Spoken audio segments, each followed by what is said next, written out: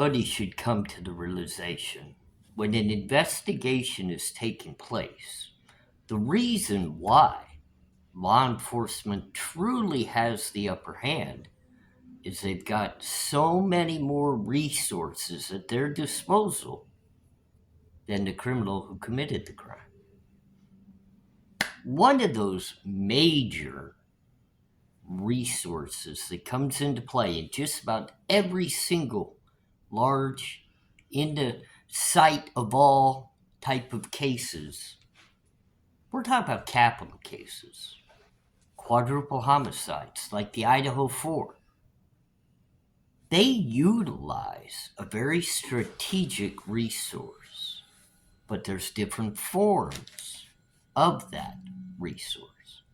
We're talking about informants. Do you know the difference? And do you know just how a confidential informant may be the biggest key in the Idaho 4 case? I'm ARHayes. This is Convicts' Thoughts. We think outside of the box, and we, in doing so, have to understand key parts to investigations. We also have to understand that when we discuss a certain term, like informant, there's different meanings when it's used in different ways. Do you know the difference between an informant and a confidential informant, and how they actually change the dynamic of a case? We're going to utilize tonight the idea of an informant versus a confidential informant and how it just may play its widespread role in the Idaho 4 case. First, we have to get down to the very basics. What are the three types of general informants that play parts in cases? Well, of course, you got the citizen informants, people within the community. They see or hear or know of something that's crazily going on, and they've got the wind blowing those words into their ears so that they catch drift.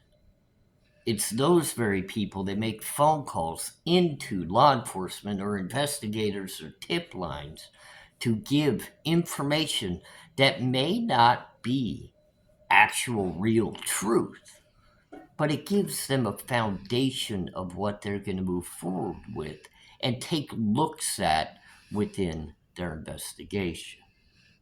They're pretty key because you just never know which rumor that's floating through the air through the local community could turn out to be a key piece of evidence that leads to the very truth. Now, outside of that, you have what's just deemed to be an informant. I know. These are a little bit different in the sense that they could be not only people within the community, they could be people directly put undercover to work the case, both working with law enforcement or even just an individual that wants to help out. Now, there's also informants that are jailhouse snitches or other various people that are looking for different variouses of their sentences that are put into places to gather information, build trust. These are also known as Perkins informants, typically within the jails. Now, the big one, and we're going to focus pretty hard on this one tonight, just based off of key parts that have been brought to the surface of the Idaho 4. We're talking about confidential informants. Now, confidential informants are key because they're actually usually providing information and maybe even testimony to the government in exchange for leniency in their punishments for their own crimes or roles within said crime. Now, think about that. If we really separate these out, there's two main key factors that would play a role in the Idaho 4. We don't need to venture into the jailhouse snitches or anything of that nature as of yet, because from what we understand, most of the information was being gathered prior to any arrest, especially an arrest of Brian Koberger. But when you take the difference of an informant that works secretly to provide information to law enforcement during the criminal investigations and compare that to an actual confidential informant that's giving information to receive what would be considered a plea bargain or a lessening of charges within their own case, or like I said, maybe a connection to the case that's actually being investigated. Now, the reason why I think that's actually key in the Idaho 4 has been made very clear within motions that have been filed from the very beginning by Ann Taylor. I caught on to them and I just kind of reserved my thought processes to them and I set them aside. But I've always had them in the back of my mind running through my thoughts. Could it be true that Brian Koberger did actually ask if somebody else was arrested? I know a lot of people shake their head and just think that's silly, but maybe it's really not. Outside of that, Ann Taylor, in her very own motions to the court for discoverable evidence, has requested information on two things. One, confidential informant. Two, possible co-defendant or defendants in the Idaho 4 case. Now, we don't know the actual return of that discovery to fulfill what Ann Taylor was looking for. We don't know if anything came back at all. We've heard no discussion on whether there actually could be a co-defendant in this case. We've heard the terms informant as well as confidential informant. Heck, sounds like Steve Gonzalez was even trying to make his way to talk to one of the two, whether it be an informant or a confidential informant. I believe, personally, myself, it would be a confidential informant just because it sounds like that person actually spoke before the grand jury. An informant wouldn't do that. An informant is secret. We've discussed this in the prior video that I've done. Now we're talking about a confidential informant. Now, the difference may just come down to that confidential informant to be able to get the leniency and the plea bargain within their own part of a case to lessen their time, maybe even not get time, would mean that they possibly stepped before that very grand jury and gave information on the case. I kind of have two thoughts when it comes to a confidential informant. One being that, like I just said, the person got in front of the actual grand jury and gave information. But who in our thoughts could possibly be somebody that would testify or give information in the Idaho 4 case in exchange for leniency or even dismissal of their own charges.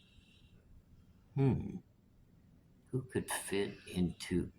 Oh, yeah, we do have a few individuals in and around the Idaho 4 case that fit that mold.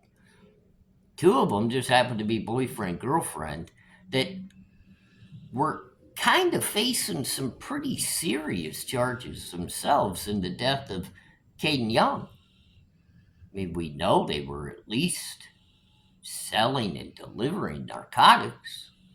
We're talking about Demetrius and Emma. It's pretty funny how neither one of them currently have any charges. Which, how could that be, considering Emma had a DUI and then she got even charged with the Demetrius with murder charges in regards to Caden Young's case. Dismissed all the way across the board. And guess what? Nowhere to be found at this point, meaning they're out there. They're around. They're about. They're not locked up. But they're not talking, and they're not in the public eye either. Seems like there's a few people like that surrounding the Idaho 4 case. We've spoken about many of them. So that leaves a big door wide open for a lot of scenarios on who could possibly be that confidential informant. You know, it is kind of funny that maybe that confidential informant actually is passed, taken out by SWAT. They did have a warrant for that individual's arrest. It did seem like he had had quite a bit of police contact prior to his death, considering he was going through very visible issues, even a standoff at his own apartment, which, at the end of the day, if you really think about it, are you 100% sure that man is no longer walking earth amongst us, just in a much more secretive of a role? One that possibly an agreement was made to keep him confidential, his charges on the down low, and then possibly he'll be testifying or helping in the investigation for this very case. Makes a lot of sense. But there's so many that could be possibly on that list, and there's so many reasons why they could be on that list. Could they possibly be very much a part of the deaths of the 4 college students, and they just take a plea bargain to give up information to get another person, one of the occupants of the white Hyundai Elantra, leaving the scene so that they could corral all that were involved? I guess we would only know as trial comes around. But if you really want to put a crazy spin on things, and you just want to twist it all about and look right at both Ann Taylor and her sidekick, Matsaw, who very, very distinctly stood up, putting their hand on the shoulder of Brian Koberger, expressing their feelings of innocence of that man. Could Brian Koberger possibly be a confidential informant against others that we just don't know about as of yet? Just because he possibly is a confidential informant, that doesn't actually mean that they would display him as one. Maybe it's all happening behind the scenes, and that's why this is playing out so strangely before our eyes.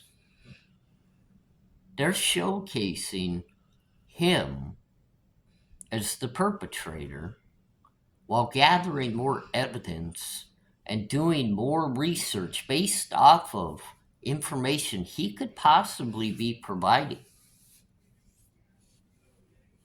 so that they could catch the people involved on the larger scale. Of course, people that don't want to look outside the box would shake their head and say he's on trial because he's absolutely guilty. Well, not all the time. And he may not actually make it to trial. Plea bargains come at any point in time. It might already be done. He could literally already have agreed to his plea bargain, which is a much smaller charge, even as low as maybe just possibly aiding and abetting or knowing of the crime.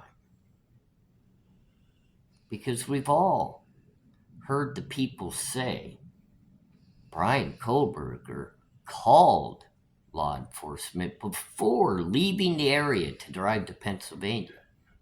He called himself to discuss things about the case, maybe even to try to clear his own name.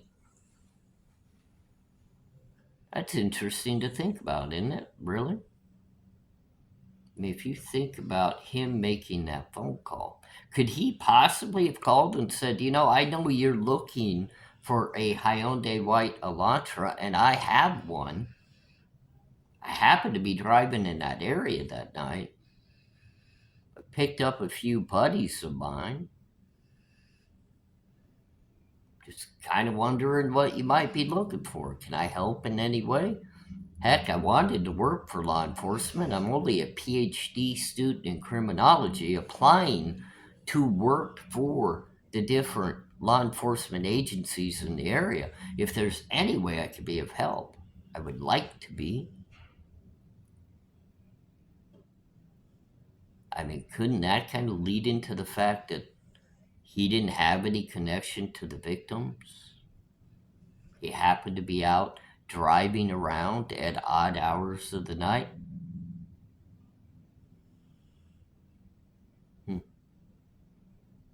There could be some real odd things happening behind the scenes that just most are not privy to.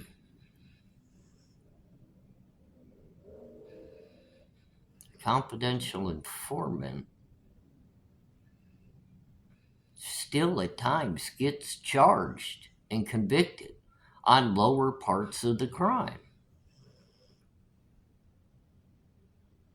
But this would be a great way because, I've got to tell you, I've watched this case from the beginning, and I remember when Inside Looking and Papa Rogers were all over social media platforms in the beginning. I shook my head, and I knew for a fact that's law enforcement.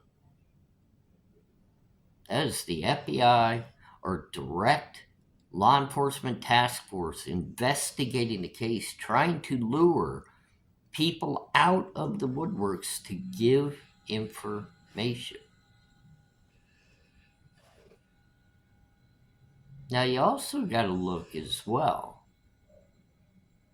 Do you remember when the cowboys that nobody could figure out who they were made their venture back to the home to collect more evidence?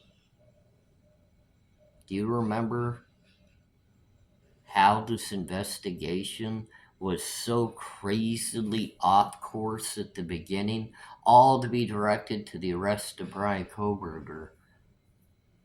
But the investigation never truly stopped because the FBI, even a year later, was back in the home right before it was going to be torn down to do more imagery, they said.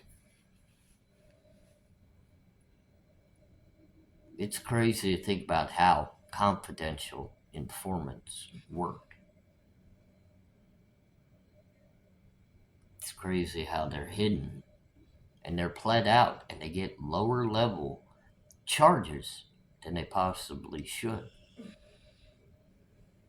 You know, people that could be very close to a situation that have very serious charges against them just miraculously dismissed or dropped from charges that would convey a life sentence to just a couple of years or probation. This is why I've spoken throughout videos that we need to watch and see the details because you can see the redactions. You can see the carefulness within things being motioned to the court and evidence being put out through exhibits for those very said motions.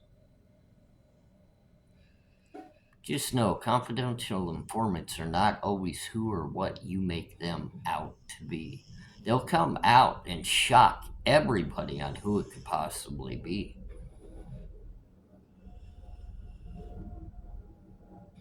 But I think because the word confidential has been used in front of the informant, they themselves gave information to save their own butts in their own part of either this case or others. Maybe like a drug ring. Yeah, I know. Everybody said drugs couldn't be involved in this crime, could they? No, it's got to be an out-of-towner that's only been in the area for a handful of months that was not stalking the girls, had no connection to them whatsoever. He just, because he did his own survey back in Pennsylvania about criminal thoughts, just determined he wanted to take the life of 4 individuals. I'm ARHayes. This is Convicts Thoughts. I hope that confidential informant actually has to testify before the courts so we all learn how this truly played out. ARHayes, Saturday night. We're just getting started. I heard Pete with Murder Metal Mayhem gave me a call out about a video that I need to respond to. Let's do that next. Have a great night.